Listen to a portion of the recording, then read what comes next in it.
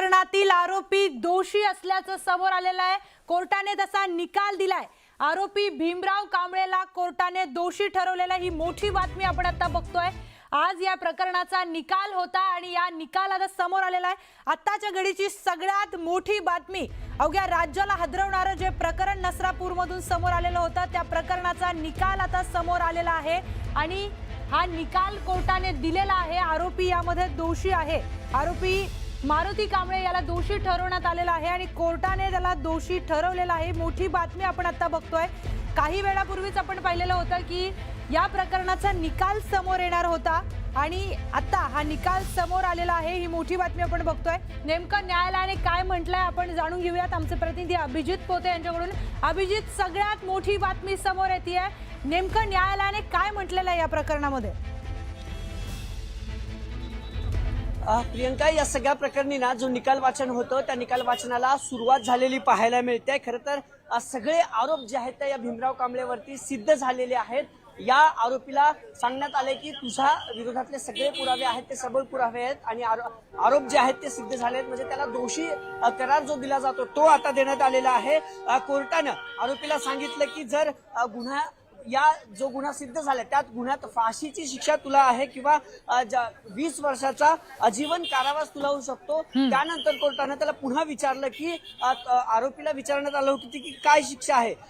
आरोपीला त्यानंतर मात्र आरोपी जो आहे तो गप्प बसला आहे। आपल्याला माहिती आहे की पहिल्या दिवशी देखील आरोपीला काही विचारण्यात आलं होतं की तुला कुठल्या गुन्ह्यात कोर्टात आणण्यात आले, त्यावेळेस त्यानं म्हटलं होतं की किरकोळ भांडणाचा सगळा गुन्हा आहे।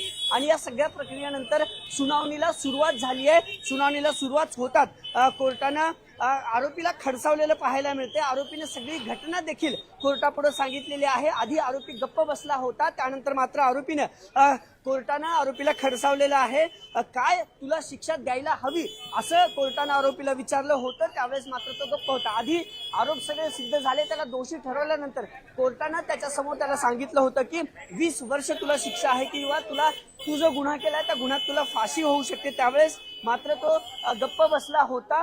पोलिसांचा बंदोबस्त आता कोर्टाबाहेर वाढवण्यात आले। सुनावणी जी आहे ती सुरुवात झालेली आहे। त्याला आधी सांगण्यात आलं होतं, त्याला आधी विचारण्यात आलं होतं। आधी खरं तर सगळे आरोप सिद्ध झाल्याचं सांगितल्यानंतर त्याला दोषी ठरवण्यात आल्यानंतर निकाल वाचनाला सुरुवात झाल्या। नेमका काय निकाल येतो हे पाहणं महत्वाचं आहे। कोर्टाच्या बाहेर पोलीस बंदोबस्त आहे। मी पुन्हा एकदा दाखवतो की कोर्टाच्या बाहेर जो पोलीस बंदोबस्त आहे तो वाढवण्यात आलाय। कुठल्याही क्षणी हा निकाल जो आहे तो येऊ शकतो। खरं तर 2.25 महिन्याच्या आत प्रियंका ऐतिहासिक निकाल येतोय आणि या निकाल वाचनाला थोड्याच वेळात आता सुरुवात होतीये। सुनावणीला आता सुरुवात झाली आहे। कोर्टानं खडसावून त्याला शिक्षा काय द्यायला हवी असंच सांगण्यात आलं होतं। आरोपीला आधी विचारल्यानंतर तो गप्प बसला होता। आता हळूहळू कोर्ट जे आहे ते सुनावणी करते, निकाल वाचनाला देखील सुरुवात होईल। नेमकं आज काय होतं, उभ्या महाराष्ट्राचं लक्ष या निकालाकडे लागलंय की नेमकं काय या आरोपीला शिक्षा होईल, खरं तर फाशी होते की काय होते। काही स्थानिक नागरिक आहेत आपल्यासोबत, आपण त्यांच्याकडनं जाणून घेऊया। निकाल येतोय, निकाल वाचनाला सुरुवात झाली, काय अपेक्षा, काय निकाल यावा असं वाटते तुम्हाला? फाशीची शिक्षा व्हावी असा एक निकाल यावा। फाशीची शिक्षा कठोरात कठोर व्हावी अशी अपेक्षा आहे कोर्टाकडनं। तुम्ही तर चिमुकलीसाठी कोर्टाच्या बाहेर आहेत, काय अपेक्षा आहे तुमची? अपेक्षा हीच आहे की तिला न्याय मिळावा, फाशीची शिक्षा व्हावी, सर्वांची हीच अपेक्षा आहे। त्यासाठी आम्ही सर्वजण इथे जमलेलो आहोत। तुम्ही आंदोलन केलं होतं, रास्ता रोको केला होता, त्या दिवशी सरकारकडून तुम्हाला अपेक्षा होती की एवढ्या लवकर हे सगळं होईल? हो, अपेक्षा होती। सरकार चांगला असेल, मजबूत असेल। सरकारपेक्षा आम्हाला न्यायमूर्तींवरती विश्वास होता, कोर्टाकडे विश्वास आहे, त्याच्यामुळेच आम्ही आज इथे जमलेलो। त्या दिवसापासून आजपर्यंत आम्ही त्याच गोष्टीची पाठीशी आहोत आम्ही। न्याय मिळेल असं वाटते तुम्हाला? हो, 100% न्याय मिळेल। काय अपेक्षा आहे, काय शिक्षा व्हावी अशी वाटते? कोर्टाने त्याला सांगितलं एकच मागणी आपली पहिल्यापासून की 100% फाशी व्हावी, हीच आपली पहिल्यापासून मागणी आहे। म्हणजे आमच्या चिमुकलीला न्याय मिळेल 100%। हे काही चिमुकलीचे नातेवाईक आहेत किंवा त्या परिसरातले स्थानिक नागरिक आहेत ज्यांनी पहिल्या दिवशी आंदोलन केलं होतं, त्यांची देखील हीच अपेक्षा आहे की निकाल जो यावा तो निकाल असा यावा की त्या नराधमाला फाशीचीच शिक्षा व्हावी, म्हणजे आमच्या लेकराला, आमच्या चिमुकलीला न्याय मिळेल असं देखील या स्थानिकांकडनं सांगण्यात आले। खरं तर कोर्टात निकाल काय येतो हे आता पाहणं महत्वाचं आहे। प्रियंका, आपण पाहतो ही सगळी दृश्य कोर्टाच्या बाहेर मोठा पोलीस बंदोबस्त पहिल्या अगदी दिवसापासून ठेवण्यात आला होता, कुठलाही अनुचित प्रकार घडू नये। आणि आज तर हा निकालाचा दिवस आहे, निकाल कुठल्याही क्षणी जो आहे तो निकाल येऊ शकतो। त्यामुळे आता काय पुढं न्यायालय सुनावतं, त्याला काय शिक्षा देतं. खरं तर 20 वर्ष जन्म कारावास किंवा आपल्याला माहिती आहे की याच्यात हे पण होऊ शकतं की फाशीची शिक्षा.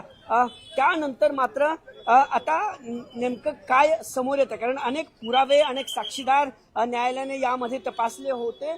55 पेक्षा अधिक साक्षीदाराचा जबाब न्यायालयानं नोंदवला होता.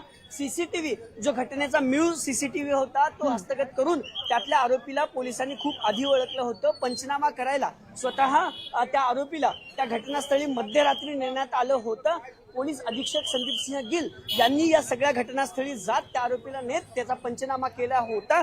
अतिशय निर्दयी हा सगळा प्रकार होता. 1 मे रोजी महाराष्ट्र दिन साजरा होत असताना या सगळ्या प्रकरणात ना दुपारी ही चिमुकली जी आहे ती खेळत होती आणि त्यानंतर हा सगळा प्रकार जो आहे तो घडला होता. ही चिमुकली खेळत असताना त्या चिमुकलीला चॉकलेटचं आमिष दिलं आणि मग खरं तर त्याला घेऊन जाण्यात आलं होतं आणि त्यानंतर हा सगळा प्रकार घडला होता. आपल्यासोबत वकील आहे.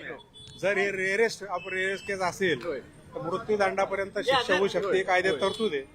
पण जर संशयावरनं त्याला अटक केली असेल आणि त्या पद्धतीचा पुरावा आला असेल तर जन्मठेपेपर्यंत शिक्षा होऊ शकते असं वकील म्हणून मला वाटतं. सर, तुम्ही सिनियर वकील असल्यामुळे रेअरेस्ट ऑफ रेअर केस जेव्हा कन्सिडर होतीये तेव्हा काय शिक्षेची तरतूद केली जाऊ शकते, कारण आरोपीचं वय जे आहे ते 65 आहे आणि आता सन्माननीय न्यायाधीश जे आहेत ते देखील आता त्यांच्या आरोपीशीच बोलत आहेत. रेअरेस्ट ऑफ रेअर जर केस सिद्ध झाली तर मृत्यूदंडाची शिक्षा त्यामध्ये फाशीची तरतूद आहे ही होऊ शकते असं एक आमचं वकील म्हणून मला असं वाटतं. सर, जे कलम या केसमध्ये लावलेली आहेत त्या कलमाच्या अंडर कुठली शिक्षेची तरतूद आहे?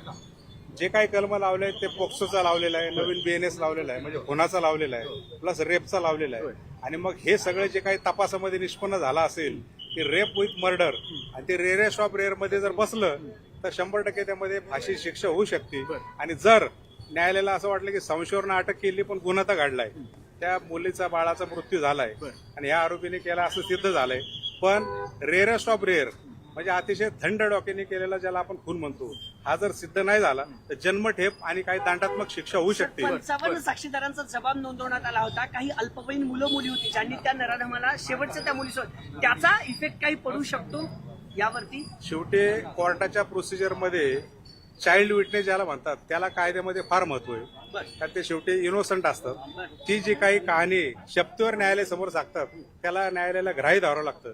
आणि त्यांनी जर सांगितलं असेल की आमची मैत्रीण आमच्या समोर खेळत होती, ह्या आरोपीने त्याला घेऊन गेला, हे जर सगळं न्यायालय समोर आलं आणि त्यानंतर केलेला मर्डर आणि मेडिकल एव्हिडन्स मध्ये जर तसं झालं तर मग रेअरेस्ट ऑफ मध्ये ते मोडतं आणि मग त्या पद्धतीची शिक्षा होऊ आता शकते. आपण जर पाहिलं तर सन्मान्य न्यायाधीशांनी आरोपीला दोषी ठरवलेला आहे. म्हणजे पहिल्याच मिनिटाला जेव्हा सन्मान्य न्यायाधीश चेअरवर आले तेव्हा त्यांनी दोषी जे आहे त्या आरोपीला ठरवलेले. त्यामुळे याच्यानंतरचं एक्झिक्युशनची प्रोसेस काय असते? आज न्यायालय समोर त्याला आता आणल्यानंतर आपण सांगता तसं त्याला दोषी जाहीर केलेलं आहे. न्यायालय त्याला विचारणार की तुझ्या विरोधात अशा प्रकारचा गुन्हा सिद्ध झालाय तर तुला शिक्षेविषयी काय सांगायचं. आता माझ्यावर खोटी केस केली, मला खोटं अडकवलं असं ते बोलू शकत नाही. तुला शिक्षेविषयी काय सांग, तो बोलू शकतो पण कोर्ट फक्त त्याला विचारणार शिक्षेविषयी काय सांगायचं. त्यावेळेला ते फक्त आरोपी सांगणार की माझा वयाचा विचार करून काय असेल ते आपण शिक्षा द्यावी आणि त्या प्रमाणात जसा पुरावा आलाय त्या पद्धतीने न्यायालय त्याला शिक्षा करणार. सर, आतापर्यंत झालेल्या न्यायालयाच्या इतिहासात हा जलद गतीने खटला म्हणू शकतो का? अतिशय स्वागतार्ह बाब आहे. हल्लीच्या काळामध्ये आपण बघतो की लहान मुली असतील, महिला असतील, जे अत्याचार वाढलेत, फक्त आपण स्टेटमेंट ऐकतो की फास्ट ट्रॅक कोर्टामध्ये केस चालली पाहिजे. हे एक मूर्तिमंत उदाहरण आहे. पोक्सो ऍक्ट जर आपण पाहिला तर पोक्सो कायद्यामध्ये 30 दिवसात दोषारोपपत्र दाखल करून 1 वर्षात केसचा निकाल लागावा ही देखील वस्तुस्थिती आहे, पण तसं होताना दिसत नाहीत. आपण जर खोलात गेलो तर अनेक 5-5, 6-6 वर्ष केसेस या टाईपचे पेंडिंग आहेत आणि त्या धर्तीवर हा निकाल जर 55 दिवसात येत असेल तर समाजाच्या दृष्टीने, पोलीस प्रशासन असेल, आमची न्याय व्यवस्था असेल, या सगळ्यांच्या दृष्टीने स्वागतार्ह बाब आहे. आणि इथून पुढे एक त्याला असं एक उदाहरण घालून दिलं आपल्याला त्याला असं म्हणता येईल. कारण त्याची पीडित आहे, तिचे कुटुंबी देखील आहे तर त्यांना रडू कोसळलेलं, कारण अतिशय धक्कादायक ही घटना होती. साहजिकच आहे, भावनिक या सगळं वातावरण कोर्टाचं देखील पाठवलं तसं नाही. आता कसं आहे की शेवटी तो आरोपी आहे. आता बऱ्याच वेळेला डिफेन्सला आम्ही आरोपीच्या वतीने आम्ही वकील असतो, आम्हीच त्याला काय बचाव घ्यायचा ते शिकवत असतो. पण शेवटी न्यायालय निकाल देत असताना जो पुरावा आला त्या पुराव्यानुसार तो निकाल होणार आहे आणि त्याचा बचाव म्हणून, शेवटचा बचाव म्हणून तो न्यायालय समोर त्याचं काहीतरी ते हे सांगणार आहे. तपास यंत्रणेकडे देखील कसं बघतात? तपास यंत्रणेने देखील या प्रकरणाचं गांभीर्य घेऊन लवकर आज शिक्षा झाली, जर तो दोषी धरला असेल तर इथून पुढे एक 10 ते 15 मध्ये शिक्षेचे त्याचे डिक्लेअर होईल आणि त्याला आरोपीला मग कारागृहामध्ये घेऊन जाईल. पुढची कायद्याची जी शिक्षा असेल त्याप्रमाणे पुढची कायद्याची प्रोसिजर चालू होईल. ही सगळी वस्तू